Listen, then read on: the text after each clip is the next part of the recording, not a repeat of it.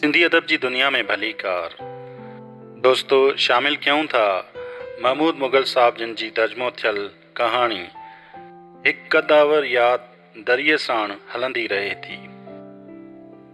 हू गवर्नमेंट जो ऑफिसर हो ऐं संदसि बदली एक शहर खां ॿिए शहर थी त उन रेल गाॾी वसीले ओॾां वञण जो फ़ैसिलो कयो। स्टेशन ते पहुतो, टिकट वरिताईं। गाॾी जंहिं लाइन ते बीठी हुई खेसि उते पहुचणो हो, जंहिंजे करे उन सामान खणण लाइ कुलीअ खे सॾियो ऐं चयाईंसि त मुंहिंजो सामान गाॾीअ ताईं पहुचाए। कुलीअ सामान खयो ऐं साहब जे पोयां पोयां हलणु शुरू कयईं। छाकाणि त वक़्तु घटि हो, तंहिं करे साहब ॾाढो तकिड़ो प्लेटफॉर्म ॾांहुं वधी रहियो हो। पोयां कुली बि सामान खणी भॻो, पर मुसाफ़िर जा क़दम वधीक तिखा हुआ ऐं हू जल्दी बोगीअ जे दरवाज़े वटि पहुची वियो। प्लेटफॉर्म ते रश ॾाढी हुई, जंहिंजे करे कुलीअ सामान सूधो माण्हुनि जे हुजूम में फासी वियो। साहब हर रस्ते ॾांहुं निहारे रहियो हो, पर कुलीअ जो नालो निशान ई कोन हो। एतिरे में गार्ड सीटी हईं ऐं रेल हलणु शुरू कयो। साहब जी हालति अजीब हुई, चढ़ी बि न पियो सघे, छाकाणि त संदसि सामान पोइते रहिजी वञे हा। आख़िरकार खेसि रेल छॾणी पई। गाॾी छॾण जे करे साहब खे ॾाढो ॾुख थियो त सॼो प्रोग्राम ख़राब थी वियुसि। गाॾी परियां वेंदी रही ऐं मुसाफ़िर हथ लोॾे पंहिंजनि अज़ीज़नि खे इशारा कंदा रहिया। प्लेटफॉर्म ते रश घटि थी त साम्हूं ई पघर में ॿुॾल कुली अची रहियो हो। संदसि मुंहं ते पाणीअ जे क़तरनि खां सवाइ अफ़सोस ऐं शर्म जा पधरा ऊञाण हुआ। साईं मूंखे माफ़ कजो, कॾहिं ईअं थियो कोन्हे। वक़्त ते पहुचण जी ॾाढी कोशिशि कयमि, पर रश में सामान फासी पियो। साहब खे कावड़ त ॾाढी हुई, पर सोचाईं त गाॾी त निकिरी वई, जे हाणे हिन कुलीअ खे मारे बि छॾियां त कहिड़ो फ़र्क़ु पवंदो। रेल मोटी त कोन ईंदी, तंहिं करे कावड़ करण में को बि फ़ाइदो कोन्हे। काई ॻाल्हि कान्हे, धणीअ खे ईअं मंज़ूर हो। मां अॼु न त सुभाणे हलियो वेंदुसि, हुन मुरकंदे कुलीअ खे जवाबु ॾिनो। संदसि इहो रवैयो ॾिसी कुलीअ जे मुंहं ते मुरक आई ऐं हुन चयो, मां तव्हांजो सामान खणां थो ऐं वेझो ई हिकु रेस्ट हाउस आहे, उते तव्हांजे रहण जो बंदोबस्तु कयां थो। कुलीअ रेस्ट हाउस में साहब जो सामान रखियो ऐं ॿाहिरि निकिरी आयो।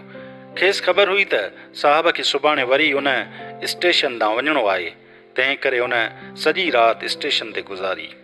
ॿिए ॾींहुं साहब स्टेशन ते पहुतो त कुली पहिरियों ई उते बीठल हो, जंहिं वधी अची वॾे कुर्ब सां साणसि हथु मिलायो, ॼण ॿई के वेझा माइट हुजनि। सामान खणंदे चयईं, साईं अव्हांजी एडवांस बुकिंग थी वई आहे, अचो। मथे ते सामान खणी हू साहब साण प्लेटफॉर्म ॾांहुं हलियो।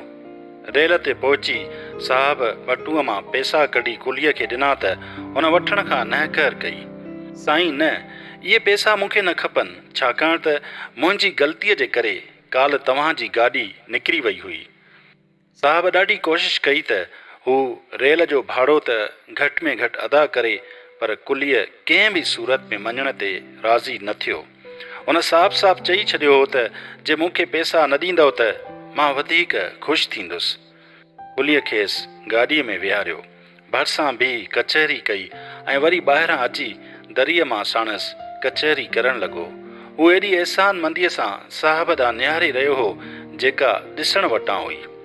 गाॾी चुरणु शुरू कयो त हू आहिस्ते आहिस्ते हलंदे साहब सां ॻाल्हियूं करणु लॻो।